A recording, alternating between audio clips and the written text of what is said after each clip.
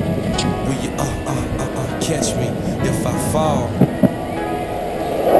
Ahoj, dneska vám ukážem, ako sa robí olíčko na skate. Princíp olíčka je jednoduchý. Prednú nohu si dáme za polovicu skateu, zadnú nohu si dáme na tail, na tú zadnú časť. Ukrčíme sa do kolien, pričom celá naša váha je na pravej, na tejto zadnej nohe.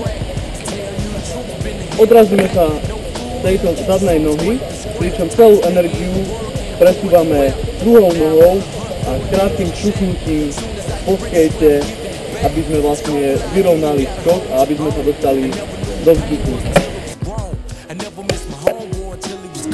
But life goes on, so if I fall